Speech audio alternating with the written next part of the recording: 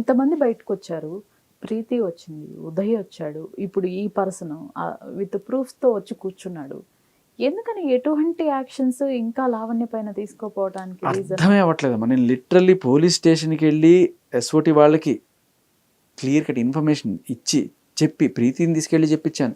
అలాగే ఇప్పుడు ఇలా జరుగుతుందని చెప్పాను.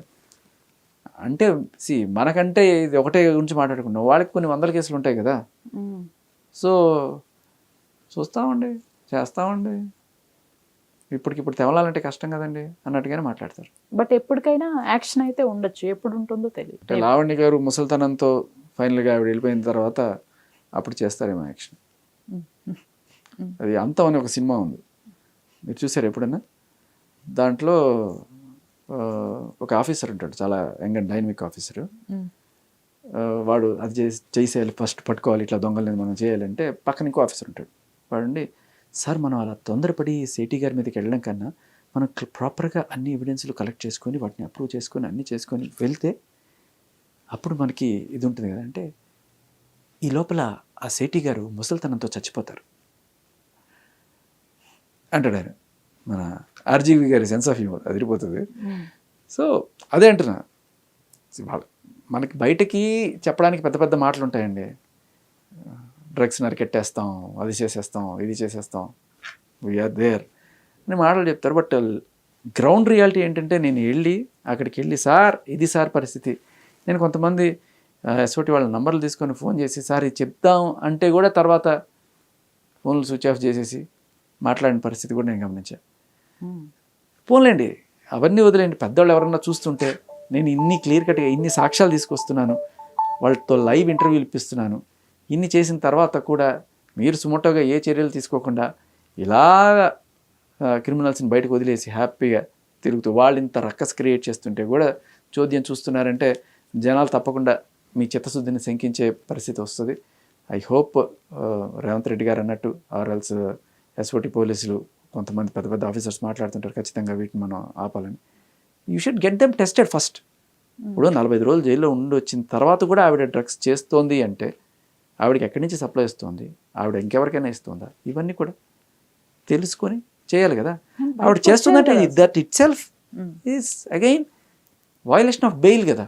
బెయిల్ మీద ఆల్రెడీ వచ్చి 45 రోజులు చెంచల్గూడ జైల్లో ఉండి బెయిల్ మీద వచ్చి ఇవాళ నువ్వు ఇంకా మళ్ళీ అదే పనులు చేస్తున్నావు అంటే బెయిల్ నుంచి వచ్చి మళ్ళీ గుంట తవ్వుకొని ఆ గంజా తీసుకొని నువ్వు తాగడం, ఆ పని వాడికి కూడా ఇవ్వడం, ఇంకెంతమందికి ఇచ్చావో ఏం చేస్తున్నావు, వాడు అదే చెప్తున్నాడు.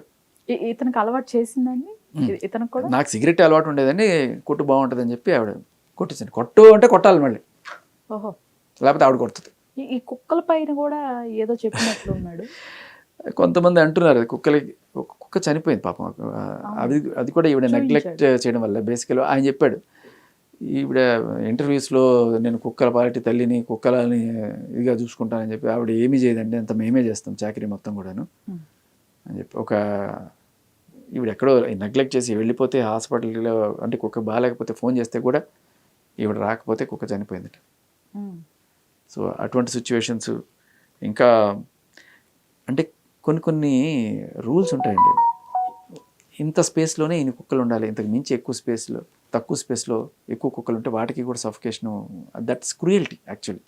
15 కుక్కల్ని అంత చిన్న ఇంట్లో ఉండకూడదు. చిన్న పెద్దలే కావచ్చు, కానీ ఆ స్పేస్ 15 కుక్కలకి సరిపోయేది కాదు, 15-16. There are rules for that also. I think వీళ్ళు కూడా, ఈ అనిమల్ రైట్స్ వాళ్ళు కూడా కొంచెం చూస్తే బాగుంటుంది దాని సంగతి. అయితే ఇక్కడ ఒక చిన్న సందేహం ఇంకొకటి ఏంటి అంటే, ఇంత జరిగినా కూడా అగైన్ మళ్ళీ మీడియాకి వచ్చి కూర్చున్నారు.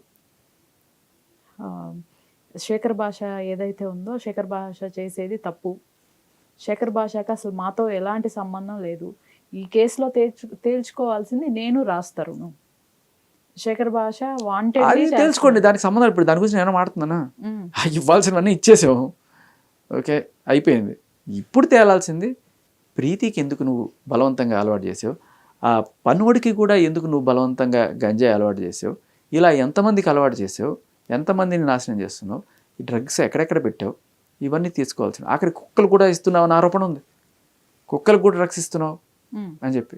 ఇప్పుడు నేను ఎక్కడో ఛానల్లో చూసాను నేను. ఇప్పుడు ఇఫ్ ఇన్ కేస్ లావణ్య అసలు ఇంకా కంప్లీట్గా మీడియాకి రాకుండా సేమ్ రాజ్ తరుణ్ లాగా నేను లీగల్గానే ఫైట్ చేసుకుంటానంటే శేఖర్ భాషా గారు ఈ ఫైట్ ఆపేస్తారా? మా ఒకటి ఒకళ్ళు వచ్చి అన్న నాకు నీ సపోర్ట్ కావాలి అంటే నేను ఉన్నా. అలాగే ఈ అబ్బాయి వచ్చి నన్ను కొట్టారన్న ఒక 4 రోజులు నన్ను నానా నరకం చూపించి జీతం అడిగితే కూడా ఇవ్వలేదంట. వాళ్ళ తమ్ముడు కార్తీక్ కొట్టాడంట పాపం. అబ్బాయి బాతలు గీతలు తేలిపోతే అవి కూడా చూపించాడు. ఇట్లా చేశారన్న, జీతం అడిగితే నువ్వు నా ఇంట్లో డబ్బులు కాజేసి ఇది ఏంటిది గోల్డ్ చైన్ కుట్టేసావని చెప్పి కేసు పెడతా అని చెప్పి బెదిరించారంట. వాడు కొడుతున్నప్పుడు రికార్డ్ చేసుకున్న ఆడియో కూడా ఉంది. అరుస్తున్నాడు పాపం అబ్బాయి. అంటే క్రూయల్టీకి నిదర్శనం అక్కడ. వాడు చెప్పింది మనం వింటే పాపం అనిపిస్తుంది నాకు. సో ఇలా నాకు ఈవిడితో నాకేం పగ, బట్ ఎవరన్నా వచ్చి ఇలాంటివి చెప్తే అమ్మని తిట్టినప్పుడు నాకు ఎంత కోపం వచ్చింది. అలాగే ఒక చిన్న పాప నా చెల్లెలు 21 ఏళ్ల పిల్లని తీసుకొచ్చి బలవంతంగా డ్రగ్స్ అలవాటు చేస్తుంది.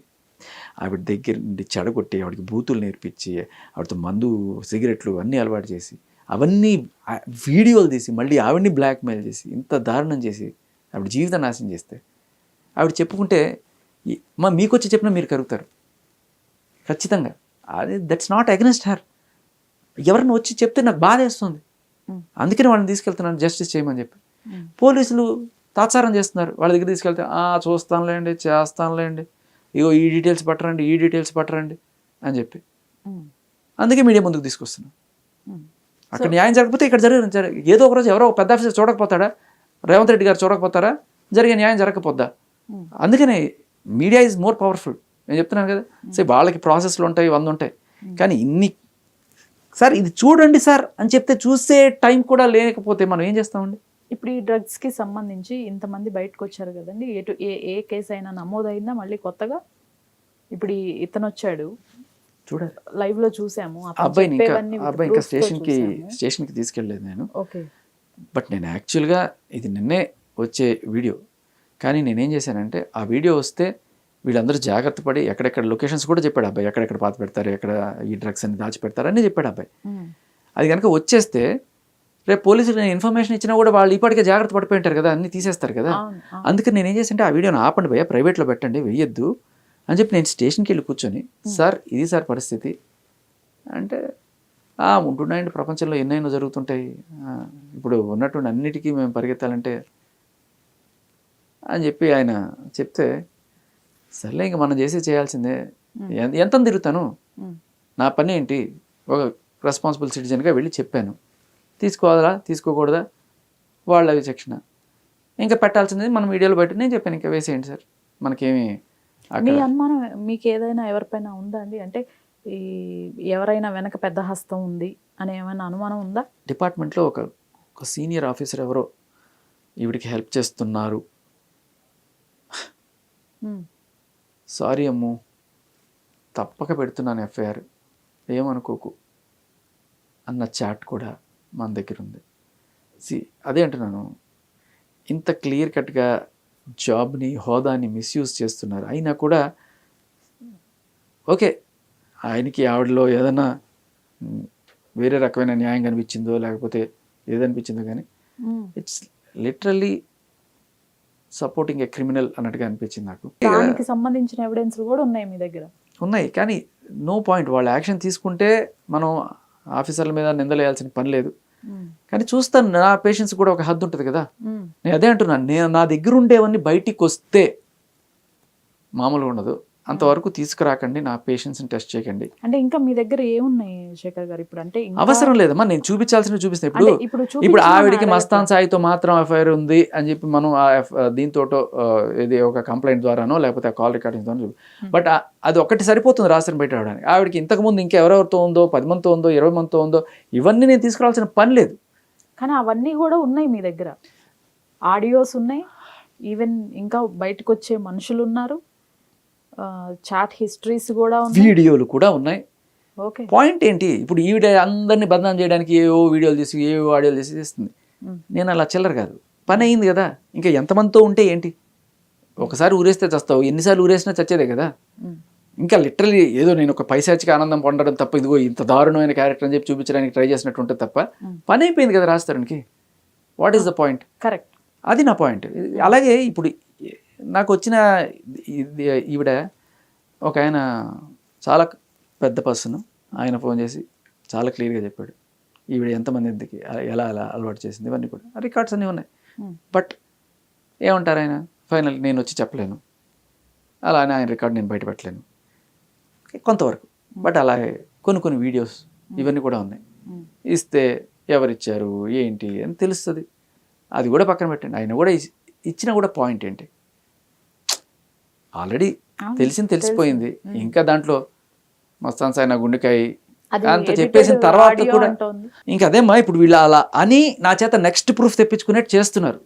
ఆగిపోతే బెటర్, లేకపోతే నన్ను వాళ్ళంతా నీచంగా దిగజారిపోయిన సాక్ష్యాలు. ఆగిపోవటం అంటే ఏదంటారు, లావణ్య మీడియాలోకి రాకుండా ఆగిపోతేనా, లేకపోతే దీనిపైన అదే అంటున్నాను. ఇప్పుడు నేను తీసుకొచ్చింది తప్పు, ఇది ఎడిటెడ్ ఎలా అంటదమ్మా, ఆవిడ ముందు రోజే చాలా క్లియర్గా మేము ఇట్లాగే మాట్లాడుకుంటాం, మా ఫ్లర్టింగ్ ఇది అని చెప్పి మీడియా వాళ్ళకే ఉండాలి. ఆవిడ ఎడిటెడ్ అని చెప్పినప్పుడు హీ అని అడగడం కాదు, ఉండడం కాదు. మీరు నిన్నే మాట్లాడారు ఇవాళ ఏం మాట్లాడుతున్నారు అడగాలి కదా. మీరు వింటున్నారు, ఆవిడ చెప్పుకుంటూ పోతుంది అంతే.